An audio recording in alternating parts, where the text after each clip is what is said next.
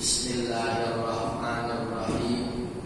Assalamualaikum warahmatullahi wabarakatuh. Waalaikumsalam warahmatullahi wabarakatuh. Alhamdulillahirabbil alamin wal 'aqibatu lil muttaqin wala udwana illa 'alal zalimin. Allahumma shalli wa sallim wa barik ala sayyidina Muhammadin wa ala alihi wa ashabihi wa dzurriyyatihi wa ahli baitihi ajma'in. Allahumma anfa'na bima 'allamtana wa 'allimna ma yanfa'una warzuqna uluman tanfa'una fid dini wad dunya wal akhirah. Allahumma faqqihna fid din wa 'allimna at-ta'wil. Rabbi shrah li sadri wa yassir li amri wahlul 'uqdatam min lisani yafqahu qawli.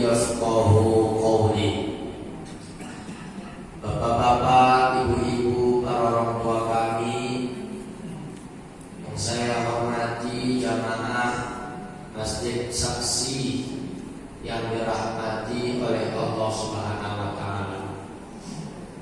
Ada salah satu riwayat diceritakan pada bulan Ramadan Rasulullah SAW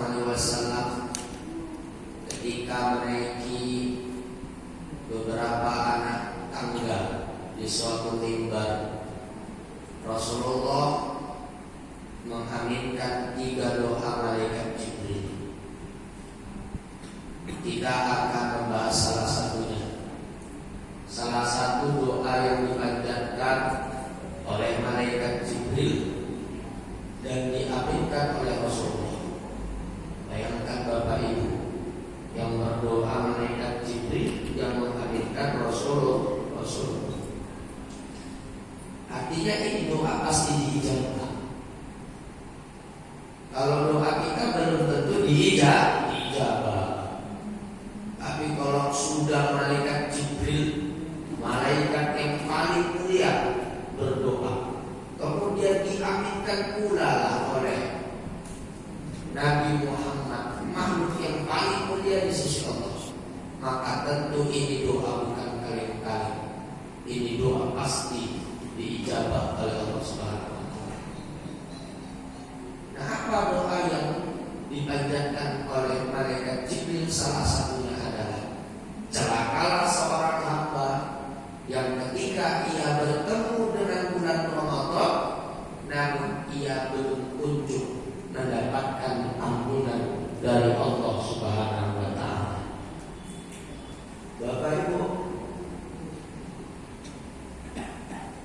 bulan Ramadan sebentar lagi akan pergi meninggalkan kita.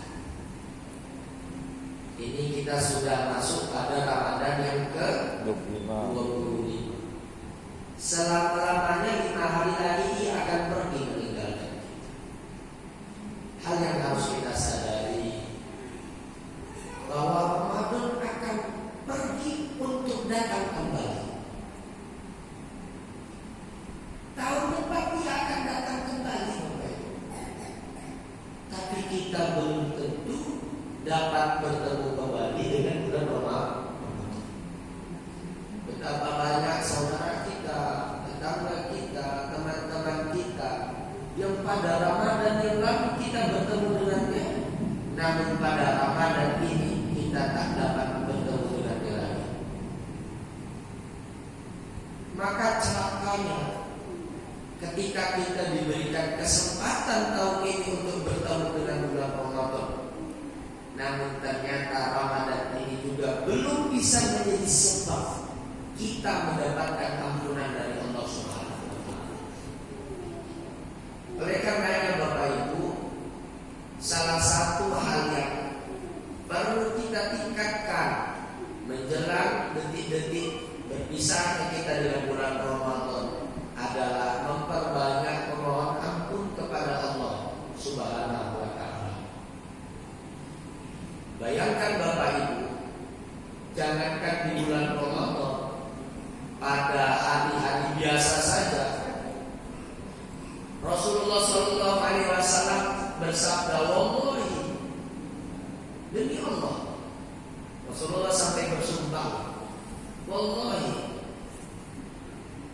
la astaghfirullah, aku itu beristighfar, memohon ampun kepada Allah, wa atubu ilaihi, dan bertobat kepada Allah Subhanahu wa taala, fil yaumi, dalam sehari, aksar, lebih banyak min sab'ina marrah, daripada 70 kali.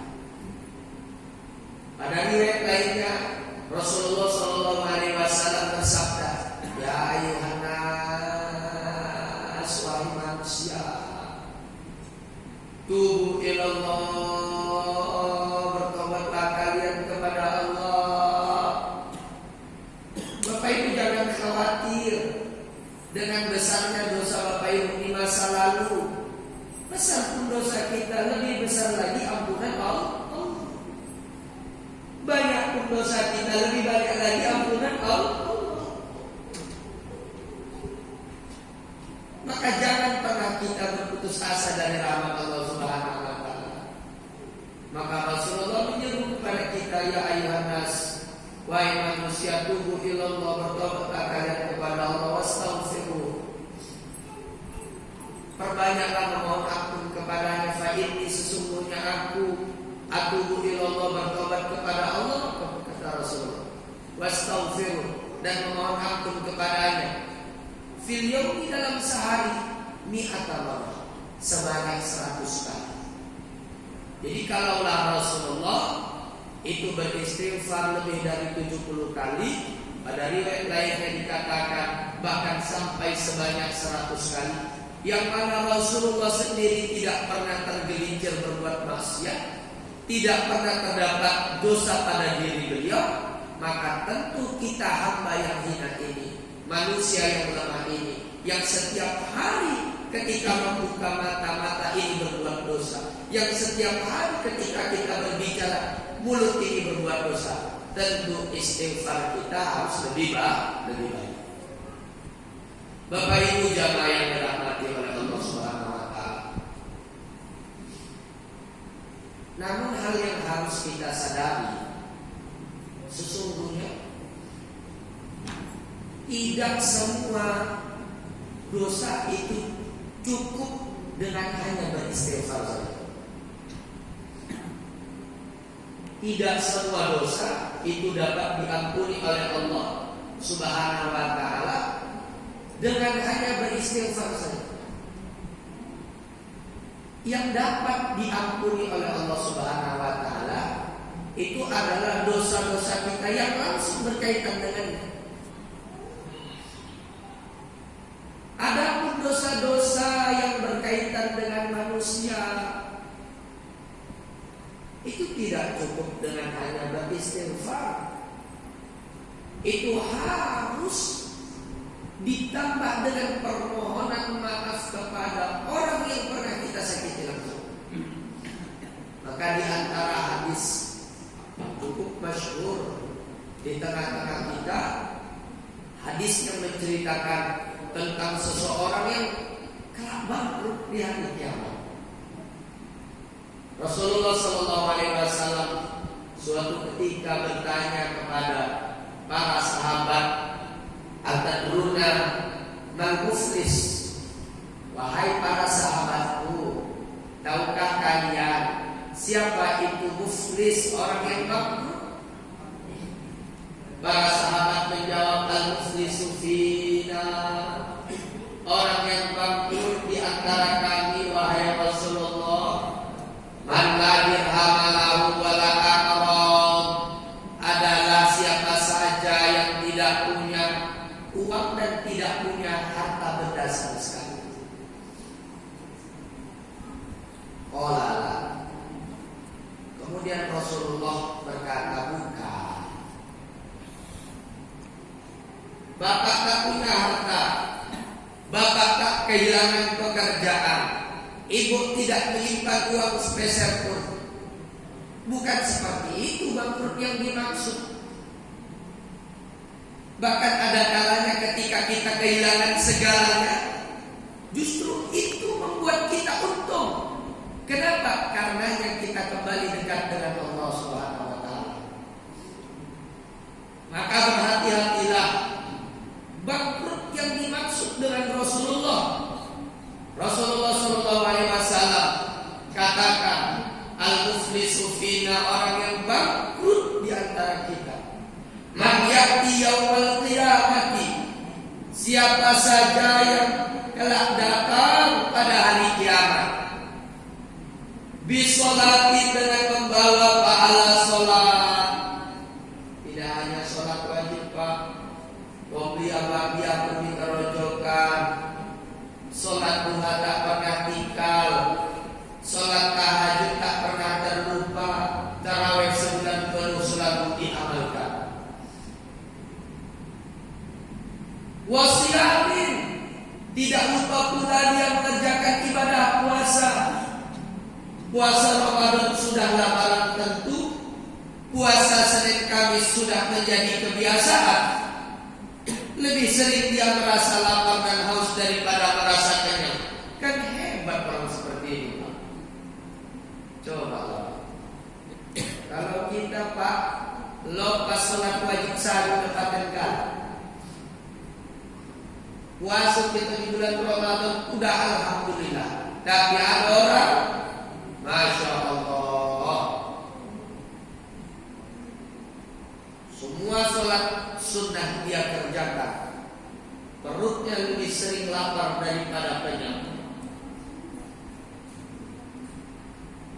Namun celakanya orang tersebut, yakti, dia datang, di satu sisi membawa pahala ibadah yang begitu banyak, namun di satu sisi annahu qad syatama haza, mulutnya podas Pak. Memang lidah tak bertulang, tapi kalau sudah menyakiti hati kita, lebih sakit daripada terkiris pisau. Ada orang seperti itu Pak, ibadahnya luar biasa, tapi tak bisa dijaga mulutnya. Wa qad fahaza, suka pula dia menfitnah orang lain. Wa akhadha mala ada, berani pula dia mengambil harta orang lain. Kita hidup di zaman sekarang, di zaman di mana gratifikasi, suap menyuap adalah hal yang biasa. Kepala sekolah mengambil dana bos untuk kepentingan pribadi adalah hal yang lumrah. Markup dalam berbagai proyek itu adalah hal yang biasa. Dapat proyek harganya 100.000, dia laporkan 200.000, 100.000 masuk kantong, hal yang biasa. Kemudian berdalih, sistem memang seperti ini. Padahal bukan karena sistem, melainkan untuk kepentingan dirinya pribadi. Orang berlomba-lomba untuk mengejar suatu jabatan, bukan karena dia ingin menjalani amanah dengan baik, tetapi karena dia berpikir melalui jabatan tersebut dia bisa memperkaya dirinya sendiri. Maka kita butuh pemimpin bukan hanya loyal kepada masyarakat, melainkan loyal untuk masyarakat. Kalau bisa pemimpin kita tidak hanya pemimpin yang tidak mengambil uang masyarakat, tetapi pemimpin yang siap untuk mengorbankan uangnya untuk masyarakat. Maka cocok juga kalau nanti pilkada sekali lagi, setiap wali kota ditanya satu persatu, siap Bapak menyumbangkan sebagian gaji Bapak?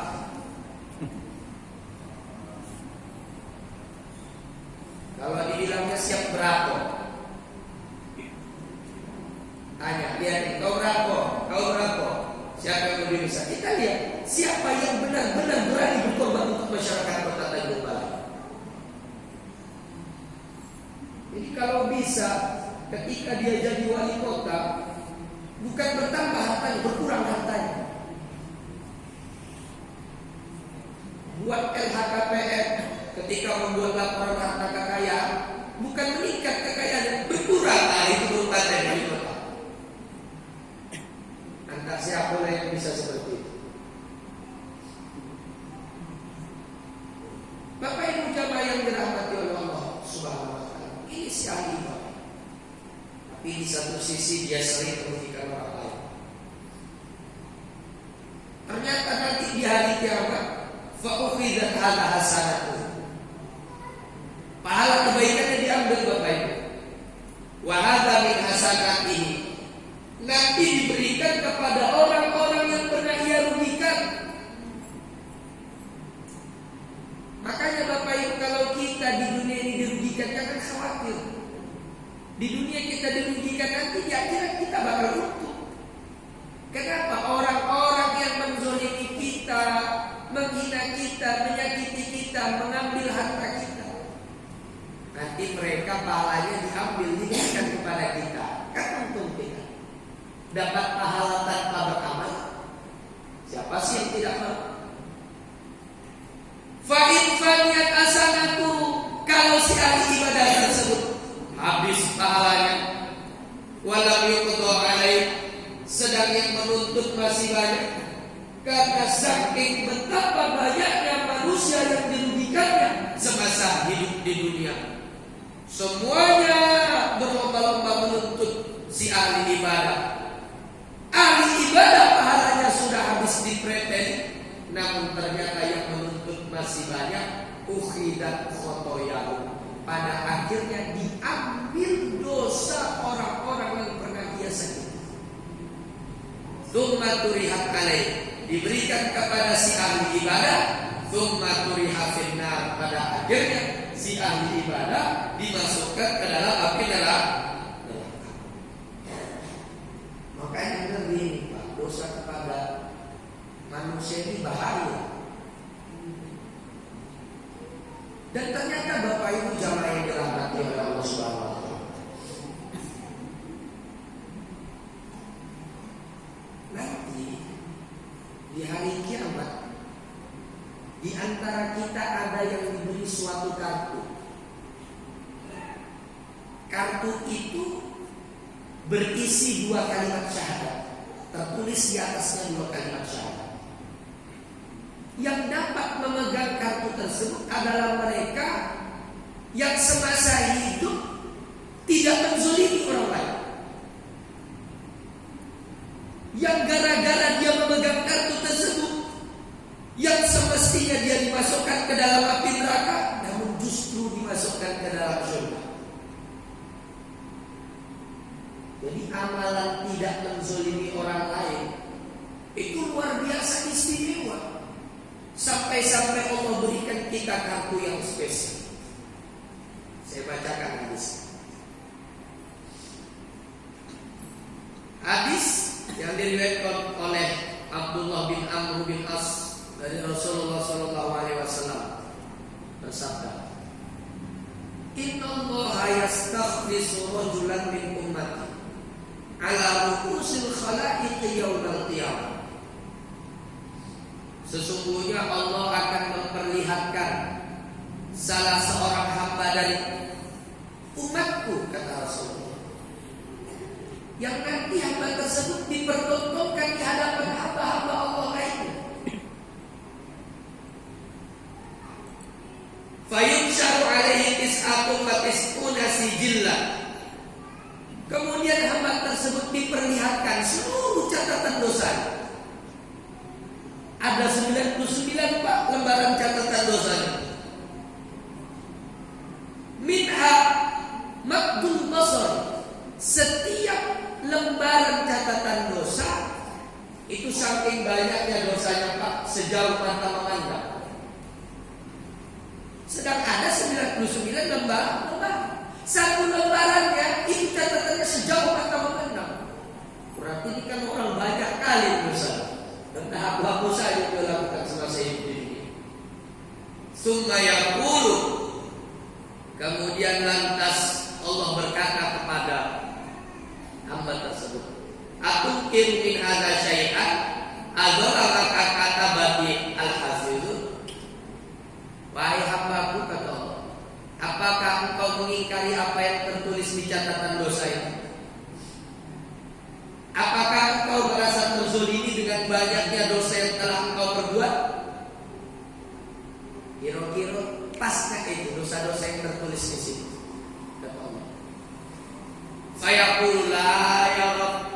Maka hamba tersebut menjawab, tidak ya Allah, udah pasti. Fayaqulu alaka uzrun. Kemudian kembali Allah bertanya kepada hamba tersebut, kira-kira apakah ada uzurmu sehingga begitu banyak dosa yang kamu lakukan? Mungkin karena ada uzurmu. Faqala la ya Rabb. Hamba tersebut pun kembali menjawab, tidak ya Allah, udah cocok.